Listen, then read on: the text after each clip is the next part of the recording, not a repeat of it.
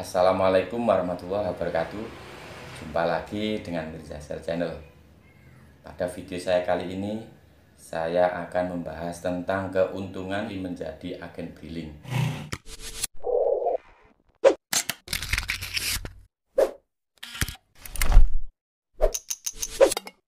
Setiap kita memulai suatu bisnis atau suatu usaha, tentu yang kita harapkan yaitu keuntungan. Tinggal bagaimana caranya kita menjalankan bisnis atau usaha tersebut. Demikian juga menjadi agen briling. Sebelum kita mengajukan diri menjadi agen briling, tentu dalam bayangan kita adalah kita menambah penghasilan atau mencari keuntungan. Suatu misal, semula kita hanya memiliki usaha toko sembakau. Setelah kita mengajukan menjadi agen briling dan diterima di ACC oleh BRI, maka harapan kita yaitu penghasilan kita akan bertambah, omset kita akan bertambah, dan pemasukan kita bertambah pula. Lalu apa saja sebenarnya keuntungan jika kita menjadi agen briling? Keuntungan yang pertama sebagai agen briling yaitu sebelum kita menjadi agen briling, kita hanya tahu mesin EDC itu di kantor bank, di mal-mal, di minimarket, di toko-toko besar atau swalayan. Tetapi setelah kita menjadi agen briling, kita bisa memiliki, meskipun itu hanya sekedar hak pakai, kita bisa memiliki sebuah mesin EDC yang mana dengan mesin tersebut kita bisa mengoperasikan mesin EDC tersebut sebagai transaksi seperti layaknya orang-orang di bank, yaitu melayani transaksi transfer, melayani transaksi pembayaran, melayani transaksi tarik tunai, dan sebagainya. Keuntungannya lagi kita memiliki mesin EDC tersebut yaitu kita bisa mengoperasikan di mana saja dan kapan saja, maksudnya di mana saja kita bisa membawa mesin EDC tersebut kemana-mana dan bisa melayani pelanggan dimanapun kita menemui pelanggan tersebut. Dan kita bisa melayani kapan saja selama kita masih siap, selama toko kita masih buka, tidak ada batasan waktu dan jam, kita bisa melayani pelanggan dan mengoperasikan mesin EDC tersebut.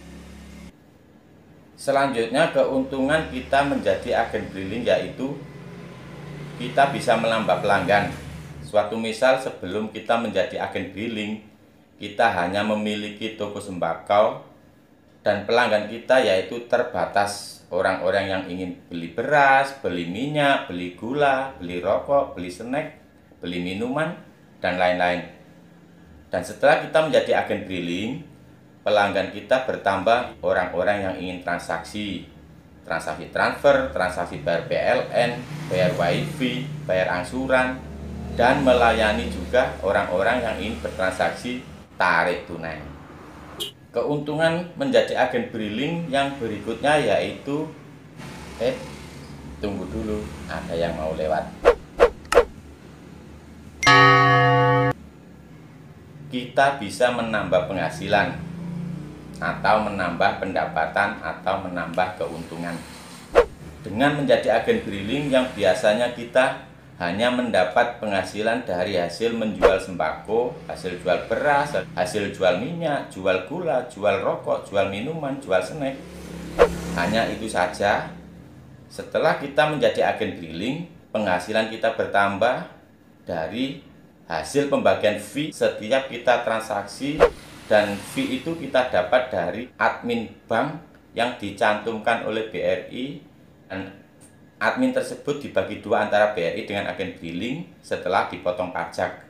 Dan keuntungannya lagi, kita bisa menambahkan uang jasa. Jadi dengan menjadi agen briling, selain kita mendapat fee pembagian dari admin bank setiap kita bertransaksi, kita juga mendapat tambahan uang jasa dari pelanggan. Dan uang jasa itu relatif yang kita bisa minta ke pelanggan, dan uang jasa itu saran saya harus disesuaikan. Sesuaikan dengan jarak kita ke kantor unit, sesuaikan dengan jarak kita ke teman agen briling yang lain, sesuaikan dengan jarak kita ke agen dari bank-bank yang lain, dan sesuaikan juga dengan nominal. Sebenarnya kita bisa saja meminta uang jasa dengan harga tinggi kepada pelanggan, tapi kita harus mempertimbangkan pesaing kita. Kita tidak sendiri menjalankan bisnis ini, ada teman kita sesama agen briling, ada agen juga dari lain bank, juga mempertimbangkan jarak dekat jauh kita dengan kantor unit setempat. Kalau pelanggan merasa kemahalan dalam kita meminta uang jasa, tentu pelanggan tidak akan kembali lagi ke kita, dan kita tidak jadi mendapatkan pelanggan baru lagi. Sesuaikan saja untuk uang jasa layanan kepada pelanggan. Kalau pelanggan merasa nyaman, maka besok akan kembali lagi ke kita.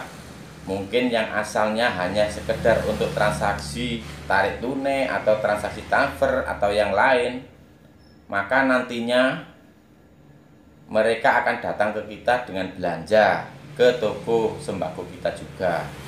Itulah beberapa keuntungan yang akan kita dapatkan dengan menjadi agen briling.